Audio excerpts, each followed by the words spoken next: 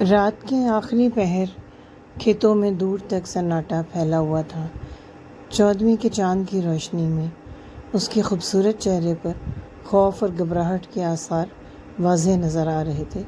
اس کا عاشق بھی گھبرایا ہوا اس کے پہلو میں کھڑا تھا اور میری نظروں میں اپنی بیٹی کا کومل سا چہرہ اور نوچا ہوا بدن آ رہا تھا، جو سسکتے ہوئے اپنے دوپٹے میں اپنی پھٹی ہوئی قمیض اور نوچے ہوئے بدن کو چھپانے کی کوشش کر رہی تھی۔ میرے بدن میں جیسے خون ابلنے لگا۔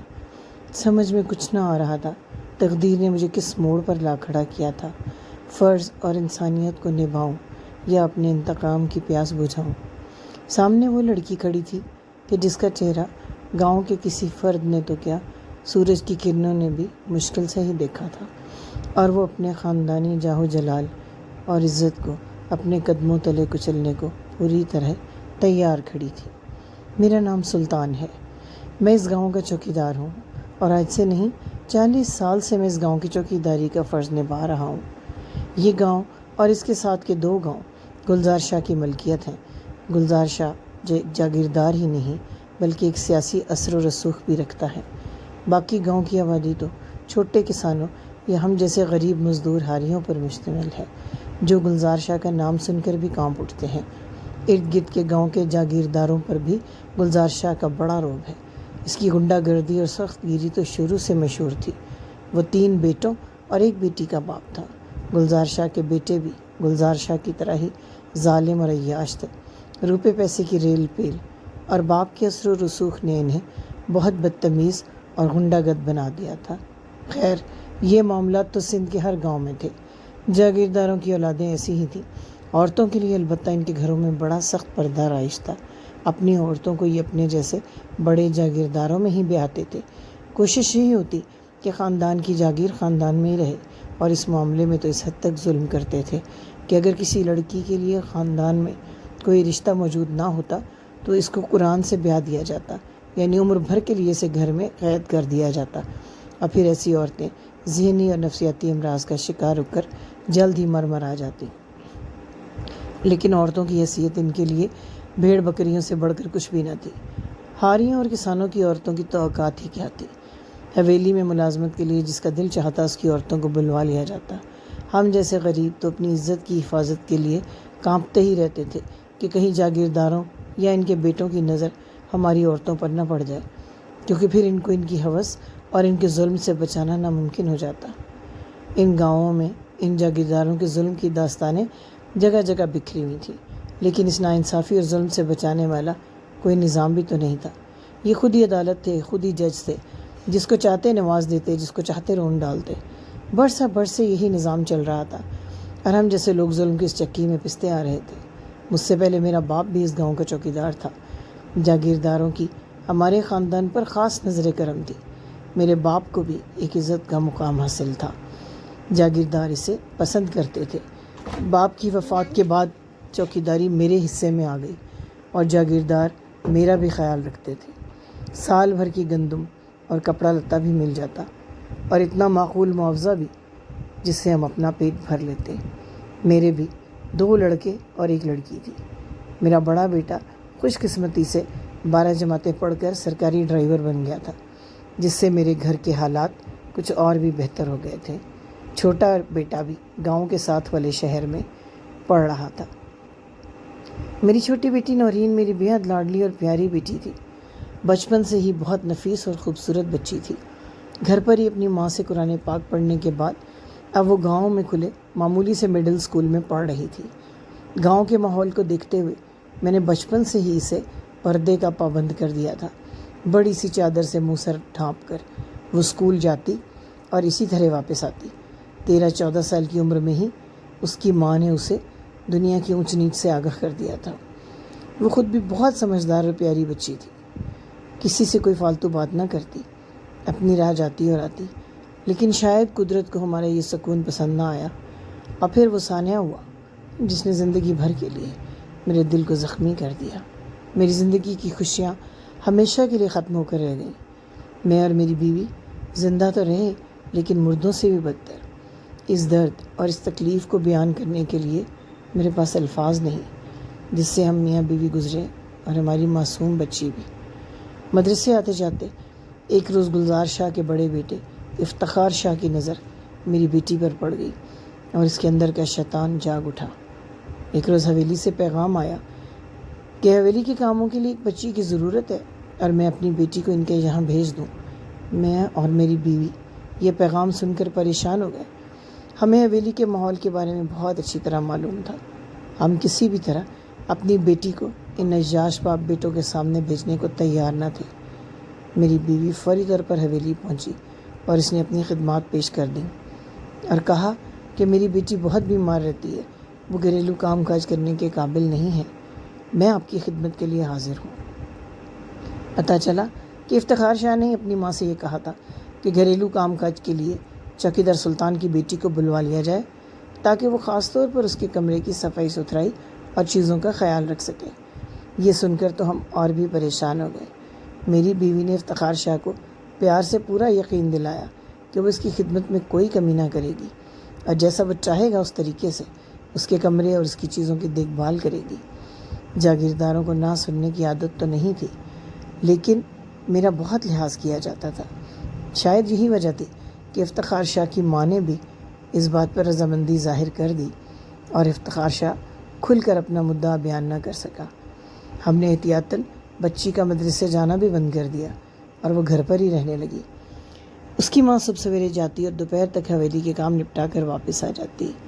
کچھ دن تک یہ معمول چلتا رہا۔ میں چونکہ رات بھر چوکیدارا کرتا تھا اور منہ اندھیرے گھر واپس آتا تھا تو دن بھر میں گھر میں سویا رہتا اور بچی میرے پاس ہی گھر میں رہتی۔ دوپہر میں جب اس کی ماں واپس آ جاتی تو میں چھوٹے موٹے کاموں کے لیے گھر سے نکل جاتا۔ میرے دل میں ایک پریشانی نے جنم لے لیا تھا تو میں یہ سوچ رہا تھا کہ 1-2 سال کے اندر ہی اندر اپنے جیسے معمولی لوگوں میں کوئی اچھا رشتہ دیکھ کر اپنی بیٹی کو فوراً یہاں سے نکال دوں۔ لیکن قدرت کو ہمارا امتحان منظور تھا۔ ایک روز جب میری طبیعت کچھ خراب تھی، میں چوکیداری کر کے واپس آیا تو میرا بدن بخار سے تپ رہا تھا۔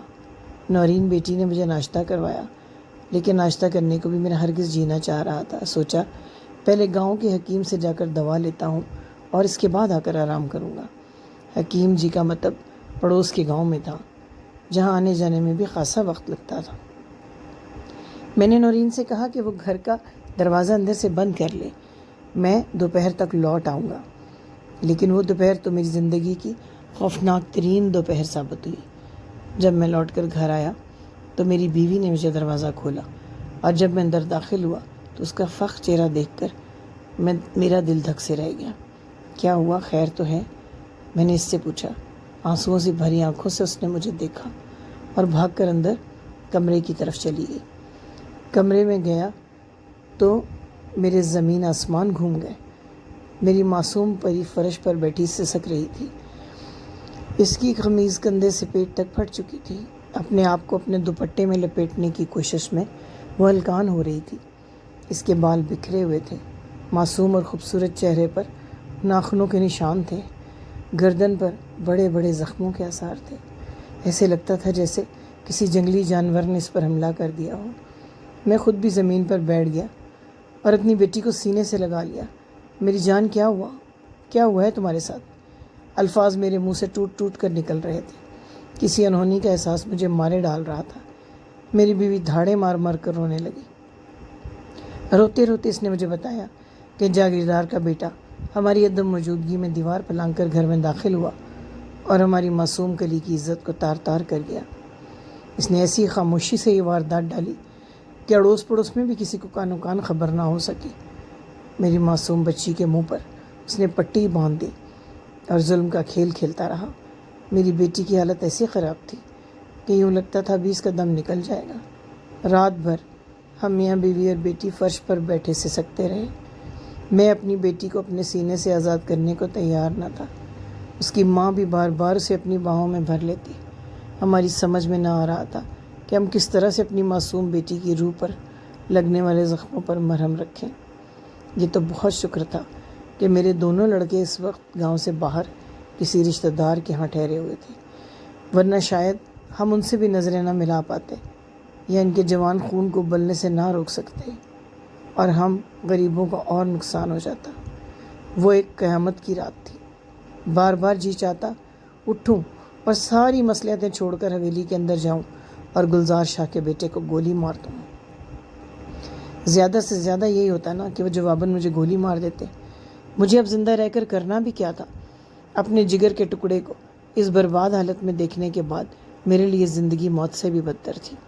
لیکن پھر بہت سے خیالات نے میرے قدموں کو روک دیا۔ میں تو مر جاتا، لیکن گلزار شاہ کا خاندان تو میرا خاندان ہی مٹا ڈالتا۔ میری بیوی اور بیٹی کے سر پر ہاتھ رکھنے والا کوئی بھی نہ رہتا۔ میرے بیٹوں کو بھی زندہ نہ رہنے دیا جاتا، یعنی مظلوموں کے ہی پورے خاندان کو مٹا دیا جاتا۔ آج تک ان ظالموں کا نشانہ بننے والا کوئی بھی فرد کبھی انصاف نہ پا سکا تھا، تو مجھ جیسے معمولی چوکیدار کی اوقات ہی کیا تھی؟ صبح کی روشنی طلوع ہونے سے پہلے ہم میاں بیوی فیصلہ کر چکے تھے۔ میری بیوی نے صبح ہوتے ہی بیٹی کو ساتھ لیا اور بیٹی کے ننیحال دوسرے گاؤں چلی گئی۔ کچھ عرصہ بچی کو وہاں رکھ کر اس کی حالت کو بہتر کر کے ہی اس معاملے کو سنبھالا جا سکتا تھا اور ارد گرد والوں کی نظروں سے اوجھل کیا جا سکتا تھا۔ میں 4-5 روز تک تو بیماری کی آڑ میں گھر میں کمرہ بند کیے بین کرتا رہا اور اپنے پارا دل کے ٹکڑوں کو جوڑنے کی کوشش کرتا رہا۔ دن اور رات اللہ سے صبر کی دعائیں مانگتا رہا، لیکن دل کو صبر تو جیسے آتا ہی نہ تھا، بار بار کلیجہ پھٹنے کو آتا۔ میری بیوی پورے 2 ماہ تک ننیحال میں ہی بچی کے ساتھ مقیم رہی اور بچی کا کچھ حال بہتر ہونے پر واپس آئی، لیکن وہ بچی کو گاؤں واپس نہ لائی، اسے اس کی نانی کے یہاں ہی چھوڑ دیا۔ سب لوگوں کو یہی بتایا کہ بچی بہت بیمار اور کمزور رہنے لگی ہے، اسے یہاں کی آب و ہوا راس نہیں آ رہی، اس لیے کچھ عرصہ وہ ننیحال ہی میں رہے گی۔ بچی کی نانی کو ہم نے اعتماد میں لے کر ساری بات بتا دی۔ میری حالت ایسی تھی کہ سمجھ میں نہ آتا تھا کہ میں زمین پر ہوں یا آسمان پر۔ ایک روز رہ نہ سکا اور پڑوس کے گاؤں میں اپنی بڑی بہن کے یہاں جا پہنچا اور پھٹ پڑا۔ رو رو کر میں نے اسے اپنی بربادی کی ساری داستان سنا دی۔ میری بہن بھی یہ سن کر ششدر رہ گئی۔ اس نے اپنا سینہ پیٹ ڈالا۔ اسے معلوم تھا کہ مجھے اپنی معصوم بچی سے کس قدر محبت تھی، لیکن وہ بھی بہت اچھی طرح جانتی تھی کہ ہم غریب اور مجبور لوگوں کا ان ظالم لوگوں سے کوئی مقابلہ نہیں۔ ہم اندر ہی اندر گھٹ کر مر تو سکتے ہیں، ان سے شکایت بھی نہیں کر سکتے۔ اب پھر میری بہن نے میرے سامنے ایک تجویز رکھی۔ اس کا بیٹا، جس کے 2 بچے تھے، 1 سال پہلے اس کی بیوی کا انتقال ہو گیا تھا۔ اس نے کہا اگر میں چاہوں تو وہ میری بیٹی کو اپنے اس بیٹے کے نکاح میں لے کر اس کا پردہ رکھ سکتی ہے۔ اس طرح بچی بھی محفوظ ہاتھوں میں پہنچ جائے گی اور اس کے بیٹے کا گھر بھی بس جائے گا۔ اندھا کیا چاہے 2 آنکھیں۔ میں تو یہ بات سن کر ایک بار پھر رو پڑا۔ میری مظلوم بیٹی کے لیے کوئی پناہ کا در کھلے گا، یہ مجھے یقین نہ تھا۔ ایک بہن ہی اپنے بھائی کی عزت کا اس طرح سے پردہ رکھ سکتی تھی۔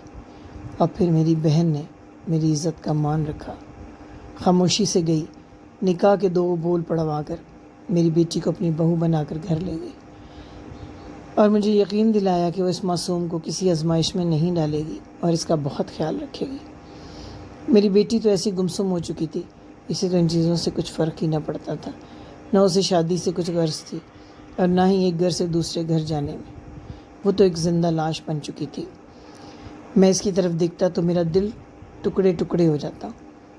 میری بیوی بھی میری بیٹی کی حالت دیکھ کر اندر ہی اندر گھٹ رہی تھی اور بے حد کمزور ہو چکی تھی، لیکن ایک اطمینان ہمیں ضرور تھا کہ اپنی پھوپھی کے گھر نہ صرف وہ بہت محفوظ تھی، بلکہ اس کی عزت پر انگلی اٹھانے والا بھی کوئی نہ تھا۔ میرا بھانجا بے حد شریف لڑکا تھا، وہ اس کا بہت خیال رکھ رہا تھا اور اس کو ذہنی اور جسمانی طور پر کسی مشکل میں نہیں ڈال رہا تھا۔ وہ رفتہ رفتہ زندگی کی طرف لوٹ رہی تھی اور اس کو زندگی کی طرف بڑھتے دیکھ کر ہم بھی سانسیں آسانی سے لینے لگے تھے۔ مجھے جاگیرداروں کے خاندان سے شدید نفرت ہو گئی تھی۔ اکثر سوچتا کبھی رات میں ان کی فصلوں کو آگ لگا دوں، کبھی دل میں آتا چپکے سے جاؤں، حویلی کے دائیں بائیں پیٹرول چھڑک کر چنگاری دکھا دوں۔ کبھی خیال آتا ان کے عیاش بیٹے کو کسی اندھی گولی کا نشانہ بنا دوں، لیکن یہ سب خیال ہی رہتے اور مجھ میں کبھی اتنی ہمت نہ پڑی کہ میں ان خیالات کو عملی جامہ پہنا دوں۔ سال پر سال گزرتے گئے، میری معصوم نورین اپنے گھر میں رچ بس گئی۔ خدا نے اسے اولاد سے بھی نواز دیا، تو میرے سلگتے دل کو تھوڑی سی ٹھنڈک ملی، لیکن میں اکثر رات کی تنہائیوں میں اپنے رب سے شکوہ کرتا، کیا تیرا نظام انصاف ہم جیسے مظلوموں کو اس دنیا میں انصاف نہیں دے گا؟ کیا ہمیں انصاف کے لیے روز حشر کا ہی انتظار کرنا ہوگا؟ میری بیوی اب بھی حویلی میں کام کرنے کے لیے جاتی۔ کیا ستم ہے کہ جن کو ہم دیکھنا بھی نہیں چاہتے ان کی خدمت اور چاکری بھی ہمیں کرنی پڑتی تھی۔ گلزار شاہ کے بیٹوں کی شادیاں بھی ہو گئیں، اور پھر سنا کہ اس کی بیٹی روشن بی بی کا رشتہ بھی پڑوس کے گاؤں کے جاگیردار سے طے ہو گیا۔ میری بیوی بتاتی تھی کہ روشن بی بی انتہائی حسین اور طرح دار لڑکی تھی۔ پردہ اتنا سخت تھا کہ صحن تک آنے کی اجازت بھی نہ تھی۔ دوسروں کی بہو بیٹیوں کو لوٹ کا مال سمجھنے والے اپنی عورتوں پر کسی کو ایک نظر ڈالنے کی اجازت نہ دیتے تھے۔ جس جاگیردار سے اس بی بی کا رشتہ طے کیا گیا تھا وہ عمر میں کم سے کم بھی اس سے 20 سال بڑا تھا۔ اس کے ظلم اور عیاشی کے قصے بھی مشہور تھے۔ پہلے سے اس کی 2 بیویاں تھیں۔ یہ رشتہ سیاسی مفادات کے لیے کیا گیا تھا، اور پھر اس رشتے کے بدلے گلزار شاہ اپنی بیٹی کی جوان نند کا رشتہ بھی لے رہا تھا۔ میری بیوی نے بتایا کہ جس روز سے یہ رشتہ طے ہوا تھا اس روز سے روشن بی بی کا رو رو کر برا حال تھا۔ اس نے کھانا پینا بند کر رکھا تھا اور اپنے کمرے کو بند کیے اندر پڑی رہتی تھی۔ کئی بار اس کے کمرے سے چیخنے چلانے کی آوازیں آتی۔ وہ اپنی ماں سے شدید بحث کرتی۔ شاید وہ اس رشتے سے بننا ہی نہ چاہتی تھی، لیکن اس کے چاہنے نہ چاہنے سے کیا ہوتا تھا؟ فیصلہ تو وہی ہونا تھا جو اس کے باپ اور بھائیوں نے چاہا تھا۔ اور پھر وہ رات آ گئی جس نے قدرت کے انصاف پر میرا یقین پختہ کر دیا۔ چاند کی 14ویں رات تھی۔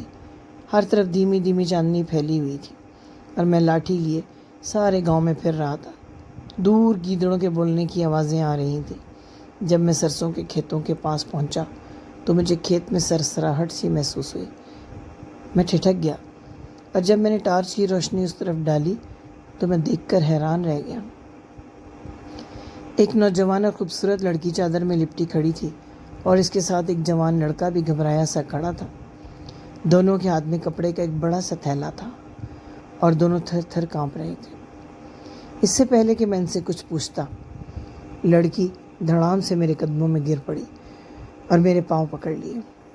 چچا سلطان، خدا کے لیے مجھے بچا لیں۔ اس کے منہ سے اپنا نام سن کر میں حیران رہ گیا۔ لڑکے کو تو میں نے پہچان لیا تھا۔ وہ جاگیردار کا منشی عظیم تھا جو شہر سے آیا تھا اور اس کی جاگیر کا حساب کتاب لکھتا تھا۔ پڑھا لکھا اور شریف نوجوان تھا، لیکن یہ لڑکی کون تھی؟ میں اندازے لگانے لگا۔ لڑکی خود ہی بول اٹھی، میں روشن ہوں سلطان چچا، گلزار شاہ کی بیٹی۔ اور مجھے لگا جیسے آسمان میرے سر پر گر پڑا ہو۔ یوں لگا کہ موت میرے تعاقب میں آ کھڑی ہوئی ہے۔ لڑکی پھر سے بولی، چچا تم جانتے ہو نا میرے باپ نے مجھ پر کیسا ظلم ڈھانے کا بندوبست کیا ہے۔ اپنی عمر کے آدمی سے میری شادی کر رہا ہے۔ میرا کیا قصور ہے کہ میں اس عیاش اور ظالم شخص کی بیوی بنوں؟ خدا کے لیے ہماری مدد کرو اور ہم دونوں کو یہاں سے شہر کے لیے نکال دو۔ زندگی بھر جہاں بھی رہی ایک ایک سانس کے ساتھ تمہیں دعائیں دوں گی، اور اگر تم نے ہماری مدد نہ کی یا گھر والوں کو ہمارے بارے میں خبر دی تو میں خدا کی قسم کھا کر کہتی ہوں کہ عظیم سمیت کنویں میں چھلانگ لگا کر جان دے دوں گی، اور ہمارا قتل تمہاری گردن پر ہوگا۔ ایک ہی سانس میں روتے روتے اس نے ساری بات کہہ دی۔ میری حالت تو ایسی تھی جیسے بدن کا سارا خون خشک ہو گیا ہو۔ اتنے بڑے خانوادے کی لڑکی اور اس طرح آدھی رات کو کھیتوں میں میرے سامنے کھڑی تھی۔ دیکھتے ہی دیکھتے اس کے ساتھ کھڑا عظیم بھی میرے قدموں میں جھک گیا۔ چچا خدا کے لیے ہماری مدد کرو، میں روشن کو اس ظلم سے نکال کے لے جانا چاہتا ہوں اور اس کا سائبان بننا چاہتا ہوں۔ تم کسی طرح ہمیں نواب شاہ جانے والی بس پر بٹھا دو، آگے کا بندوبست میرے پاس موجود ہے۔ ہم وہاں سے کراچی نکل جائیں گے اور پھر ہمیں کوئی ڈھونڈ نہ پائے گا۔ میری آنکھوں میں اپنی معصوم کومل بیٹی کا نوچا ہوا بدن آ گیا، اور مجھے لگا جیسے قدرت نے مجھے انتقام لینے کا ایک ذریعہ عطا کر دیا ہے۔ میں عجیب سے دوراہے پر آ کھڑا ہوا۔ ایک طرف میرا فرض تھا اور ایک طرف انتقام۔ پھر میں نے سوچا کہ اگر میں ان دونوں کو واپس حویلی لے جاؤں تب بھی ان دونوں کا قتل تو طے تھا، اور مجھے اس میں کیا حاصل ہوتا اور کتنی نیکی ملتی۔ ان ظالموں کو تو ظلم کرنے کی عادت تھی، 2 مظلوم اور مارے جاتے۔ یہ بیٹی اگرچہ میری بیٹی نہ تھی، لیکن ایک مظلوم بیٹی تو تھی، وہ بھی اتنی ہی بے بس اور مجبور تھی جتنی کل میری بیٹی تھی۔ میں کل اپنی بیٹی کو تو بچا نہ سکا تھا، لیکن میں اس بیٹی کا ہاتھ پکڑ کر اپنے دکھتے دل کو شاید سکون دے سکتا تھا۔ اور پھر فیصلہ ہو گیا۔ میں نے ان دونوں سے کہا کہ میں خود کو سامنے لا کر تو ان کی مدد نہیں کر سکتا، ہاں یہ ضرور کر سکتا ہوں کہ ان دونوں کو یہاں سے جانے دو۔ میں نے انہیں سڑک کا رستہ دکھا دیا جہاں نواب شاہ کی بس منہ اندھیرے فجر سے بھی پہلے 2 بجے پہنچ جاتی تھی۔ میں نے ان سے کہا کہ خاموشی سے منہ سر ڈھانپ کر بس میں سوار ہو جائیں اور نواب شاہ میں رکنے کی بجائے فوراً کراچی کی بس لے کر کراچی روانہ ہو جائیں۔ ان دونوں نے میرا بہت شکریہ ادا کیا اور بھاگتے ہوئے وہاں سے روانہ ہو گئے۔ روشن بی بی نے مجھے کہا کہ کل دوپہر تک تو کسی کو علم بھی نہیں ہوگا کہ میں گھر سے غائب ہوں، کیونکہ میرا کمرہ دوپہر تک ویسے بھی بند ہی رہتا ہے، اور اب بھی میں اپنے کمرے کو اندر سے بند کر کے کھڑکی کے راستے نکل کر آئی ہوں۔ اس لیے آپ کسی کو شک نہ ہونے دینا اور اپنی ڈیوٹی پوری ہونے پر اپنے گھر چلے جانا۔ اگلی ہی شام کو حویلی میں روشن بی بی کے نکاح کی تقریب کی تیاریاں ہو رہی تھیں۔ میری بیوی نے بتایا تھا کہ گھر بھر کی صفائیاں ہو رہی ہیں، لیکن روشن بی بی تو اپنا کمرہ بند کیے اندر ہے اور کسی تیاری میں کوئی حصہ نہیں لے رہی۔ خدا ہی جانتا ہے کہ روشن کا رابطہ عظیم سے کس نے کروایا تھا اور کس طریقے سے ان کے درمیان تعلق پیدا ہوا۔ شاید حویلی کے اندر مجھ جیسے اور بھی بہت سے مظلوم اور مجبور موجود تھے جو اپنا بدلہ اسی صورت لے سکتے تھے کہ انہوں نے روشن کی رسائی عظیم تک کروا دی ہو۔ میں کوئی اکیلا تو ان ظالموں کا نشانہ نہیں تھا، ایسی بہت سی کہانیاں موجود تھیں اور ایسے بہت سے دکھے دل ان کے دائیں بائیں موجود تھے۔ جانے کس نے اپنے پرانے زخموں پہ مرہم رکھنے کے لیے اس کہانی کو پورا ہونے میں مدد دی تھی۔ یہ راز تو روشن بی بی ہی بتا سکتی تھی جو اب جانے کہاں کی کہاں پہنچ چکی تھی۔ دوپہر تک تو گاؤں میں کوئی ہلچل نہ تھی، لیکن شام ہوتے ہی عجیب سی افراتفری شروع ہو گئی۔ حویلی سے جیپیں نکل کر ادھر ادھر دوڑنے لگیں۔ گاؤں بھر میں جیسے کوہرام مچ گیا۔